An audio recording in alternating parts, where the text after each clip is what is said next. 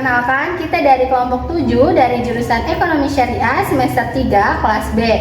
Pada kesempatan kali ini kami akan melakukan simulasi berupa memandikan, mengkafankan, menyolatkan, dan juga simulasi mengkuburkan dengan membaca talqin mai.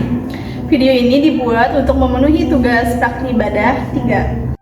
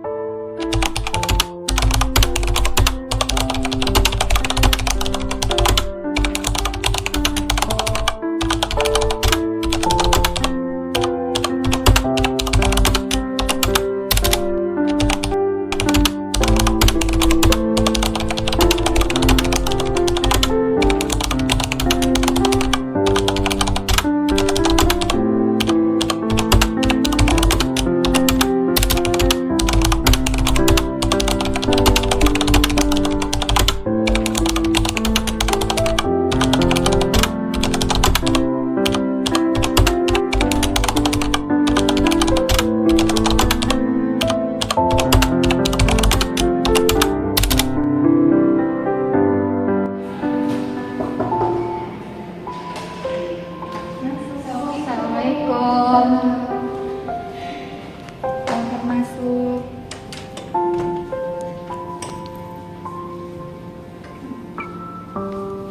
Assalamualaikum Wulan, gimana kabarnya? Sehat? Oh, ini temennya Wulan. Iya Bu, ini temennya Wulan. Aduh, makasih, maaf ya. Iya, repotin. gimana keadaan Wulan Bu? Ya, beginilah kondisinya. Doain ya, cepet sembuh. Iya, udah mendingan tapi ya? Iya, Iya, ini alhamdulillah. dari kita ada buat Oh ya Allah, Iya, repot-repot. Iya, makasih ya. Iya, sama-sama. Sebentar ya, Ibu bikinin minum dulu. Iya Bu. Nah, Wulan cepat sembuh ya, teman-teman kelas pada nungguin loh. Tapi maaf ya, mereka belum bisa datang, belum bisa jengukin, soalnya masih pada sibuk. Iya. Bu. Astagfirullahaladzim, ya Allah.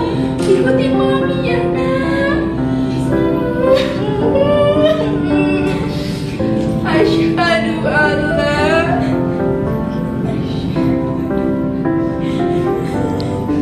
ilaha illallah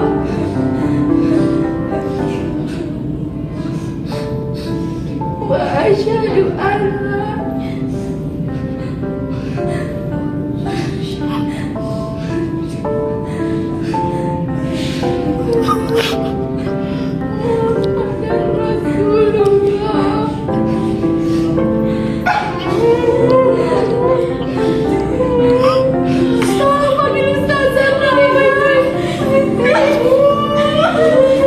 Assalamualaikum warahmatullahi wabarakatuh.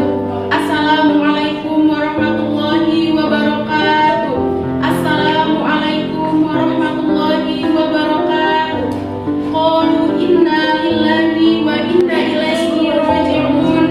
Qalu inna lillahi wa inna ilaihi raji'un. Qalu inna lillahi wa inna ilaihi raji'un. Telah berpulang ke rahmatullah almarhumah Siti Wulandari binti Adam. Maka dari itu diminta kepada seluruh masyarakat untuk membantu proses pengurusan jenazah sampai menguburkan. Baik, sekian. Wassalamualaikum warahmatullahi wabarakatuh.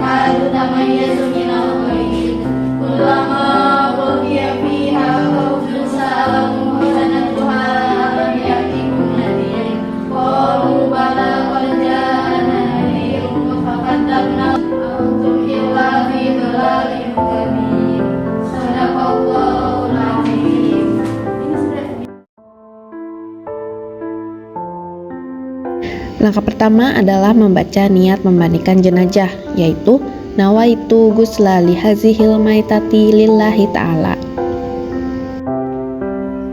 Sebelum dimandikan, ada baiknya periksa dan lihat kondisi dari tubuh sang jenazah, apakah terdapat luka ataupun terdapat benda-benda seperti tindik ataupun behel yang digunakan jenazah agar segera dilepas. Angkat sedikit tubuh jenazah lalu bungkukkan secara perlahan. Setelahnya, tekan-tekan bagian perut jenazah untuk memastikan kotoran yang masih di dalam tubuh jenazah dapat dikeluarkan. Siapkan sekurangnya 2 kulah air suci ataupun air mengalir dengan selang, lalu siapkan sampo, sabun mandi, siwak ataupun sikat gigi. Ketika peralatan sudah siap, tahap selanjutnya adalah membasuh seluruh tubuh jenazah dengan air suci dan pastikan diusap-usap juga secara perlahan agar tidak menyakiti sang mayit. Ada baiknya saat memproses pemandian, para pemandi jenazah membacakan doa-doa untuk jenazah. Lalu jangan dilupakan juga bagian kepala harus tersiram dengan air hingga ke dalam kulit kepala. Baiklah, setelah membasuh seluruh tubuh mayit dengan air suci, tahapan selanjutnya adalah menyabuni dan menyampoi daripada tubuh mayit. Mengapa demikian? Agar tubuh mayit bersih dari kotoran-kotoran yang ada. Pastikan dalam penyabunan tersebut dilakukan secara perlahan dan menyeluruh, artinya pada bagian-bagian tertentu, bagian-bagian seperti ketiak, kuku-kuku, sela-sela jari dan bagian dari pada tubuh lainnya dapat terkena sabun dan dapat dibersihkan dengan baik. Perhatikan dalam penyabunan tubuh belakang dilakukan secara perlahan dan dimiringkan sedikit ke arah kanan maupun ke arah kiri. Selanjutnya, membersihkan rambut dengan menggunakan sampo hingga mengenai kulit kepala. Setelah selesai memberikan sabun dan sampo, lalu tubuh jenazah dibasuh dengan air hingga bersih. Ingat, lakukan secara perlahan agar tidak menyakiti jenazah. Basuh kepala hingga sisa-sisa sampo yang telah digunakan bersih dari kulit kepala. Setelah tahap memandikan selesai, lalu jenazah diwudukan untuk mensucikan tubuhnya. Tahap pertama yaitu membasuh tangan hingga siku dengan menggunakan air secara perlahan. Tahap kedua yaitu mengusap wajah dengan air secara perlahan. Dan tahap ketiga yaitu membasuh kaki hingga mata kaki secara perlahan. Selesai sudah tahapan-tahapan dalam memandikan jenazah.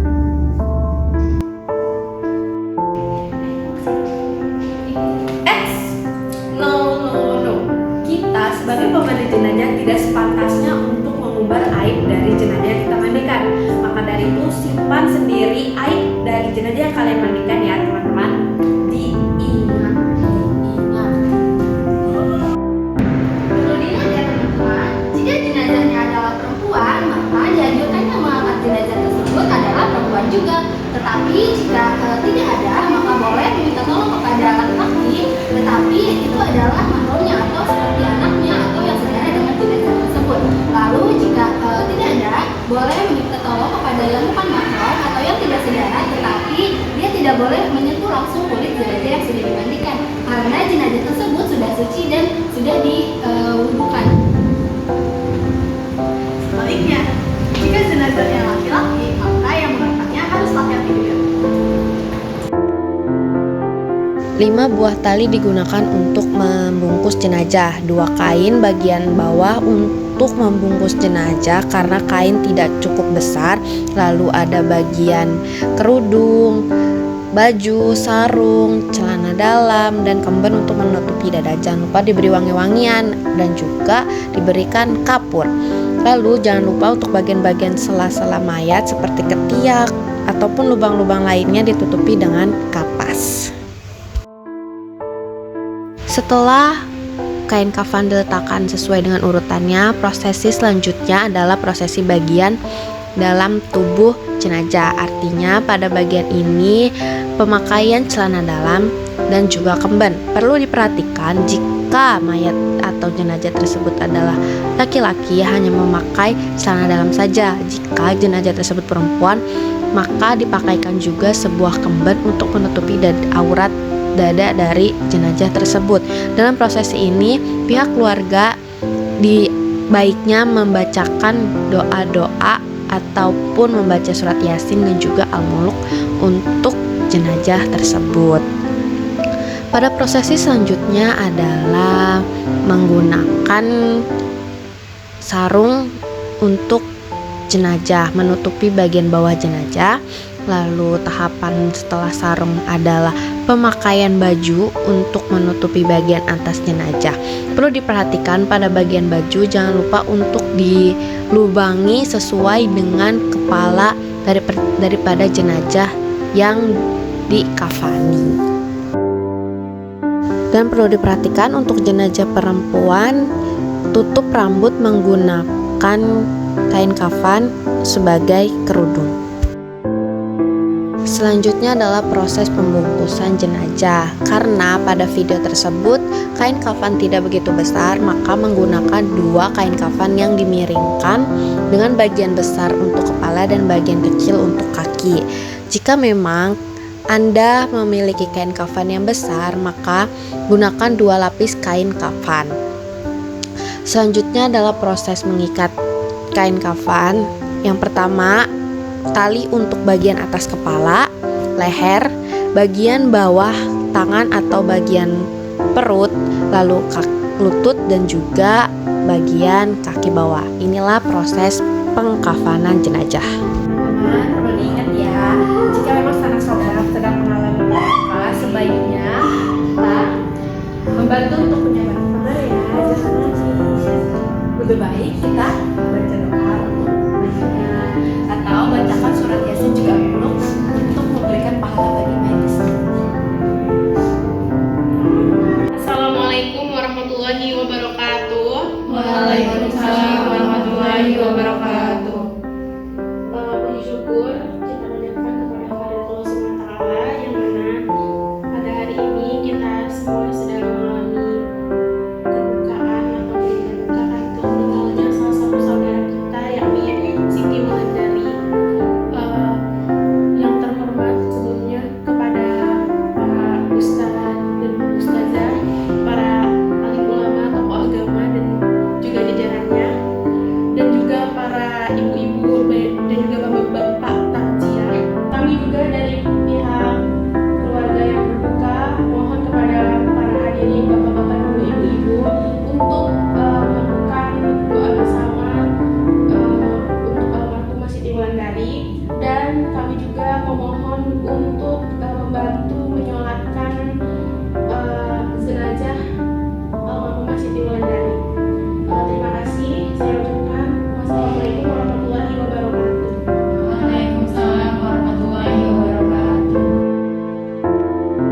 Niat untuk menyolatkan jenazah perempuan yaitu usolli ala hazil maitati arba takbirati fardu kifayati imaman lillahi ta'ala. Lalu takbir pertama baca surat Al-Fatihah. Berikutnya pada takbir kedua bacakan sholawat Nabi Muhammad SAW. Lalu pada takbir ketiga bacakan doa untuk jenazah. Dan pada takbir keempat jangan lupa mengucapkan salam. Assalamualaikum warahmatullahi wabarakatuh. Assalamualaikum warahmatullahi wabarakatuh. Berikut ini tata cara mengubur jenazah secara sempurna. Pertama, menggali tanah dengan kedalaman berkisar 3,5 hingga 4,5 dhira atau setara antara 1,62 sampai 2,1 meter. Kedua, terdapat 2 bentuk liang kubur. Pertama, al-lahdu. Kedua, asyaqqu. Al-lahdu adalah galian kubur di mana tembok bagian bawah yang searah dengan kiblat diberi lubang yang cukup untuk meletakkan jenazah.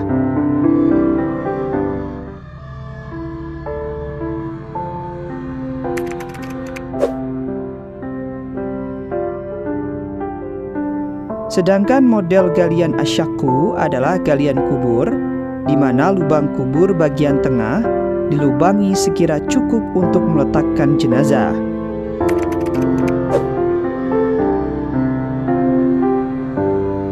Apabila tanah kuburan tidak mudah longsor, hendaknya menggunakan model al-lahdu. Apabila tanahnya gembur atau lunak sehingga mudah longsor, maka galian yang lebih tepat adalah model galian asyakku. Ketiga, setelah liang kubur sudah siap dan jenazah sudah sampai di pemakaman, ambil 3 genggam tanah. Tanah pertama bacakan minha khalaqnakum. Tanah kedua bacakan wa fiha nu'idukum.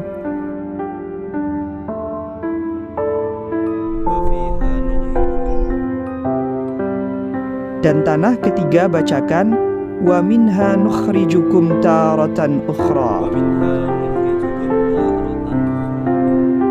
Setelah itu bacakan surat Al-Qadar sebanyak 7 kali.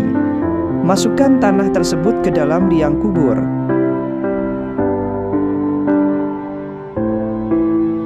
Amalan ini bertujuan supaya mayit tidak disiksa di dalam kubur sebagaimana disampaikan oleh Syekh Abu Bakar Muhammad Syato' dalam kitab I'anatut Thalibin. Keempat, sunnah menutupi liang kubur dengan semisal kain atau benda lain saat menurunkan jenazah ke liang kubur. Hal ini untuk mengantisipasi apabila saat menurunkan jenazah ada aurat atau hal-hal yang tidak pantas diketahui publik.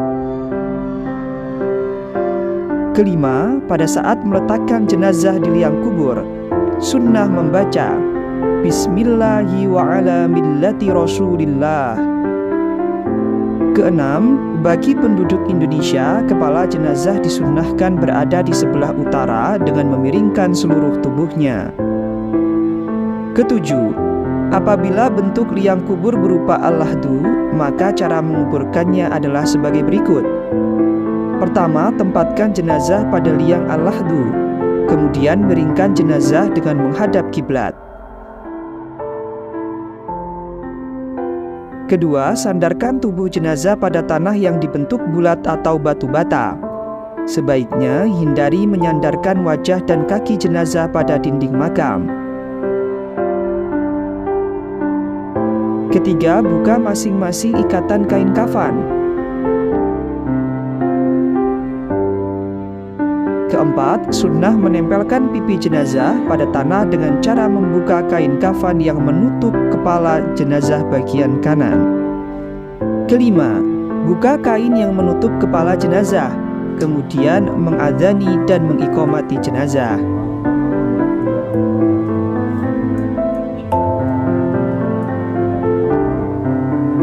Keenam, tutup kain kafan pada kepala jenazah. Ketujuh, tutup jenazah dengan menggunakan papan atau semisalnya dengan berdiri.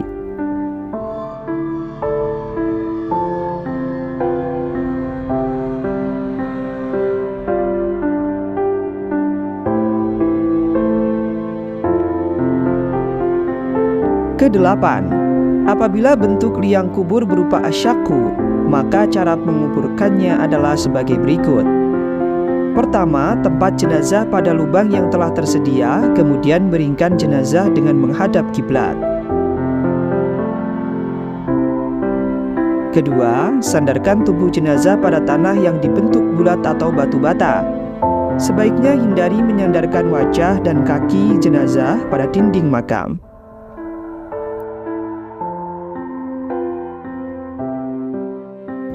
Ketiga, buka masing-masing ikatan kain kafan. Keempat, sunnah menempelkan pipi jenazah pada tanah dengan cara membuka kain kafan yang menutup kepala jenazah bagian kanan. Kelima, buka kain yang menutup kepala jenazah, kemudian mengadzani dan mengiqomati jenazah.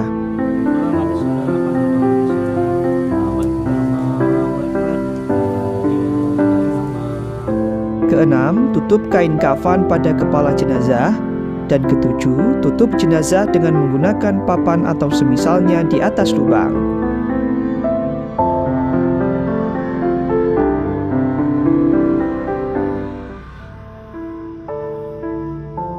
Selanjutnya, uruk makam.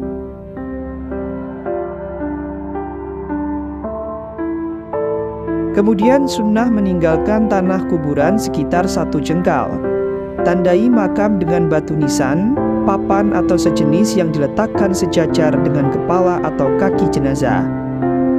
Selanjutnya boleh menulis nama dan nasab jenazah pada nisan dengan tujuan supaya mudah diziarahi suatu saat nanti. Sunnah meletakkan dahan pohon yang masih segar atau menaburkan bunga atau benda basah yang wangi di atas makam. Sunnah memercikkan air biasa atau air yang beraroma wangi di atas kuburan. Terakhir, menurut beberapa ulama, disunnahkan mentalkin mayit setelah menguburnya.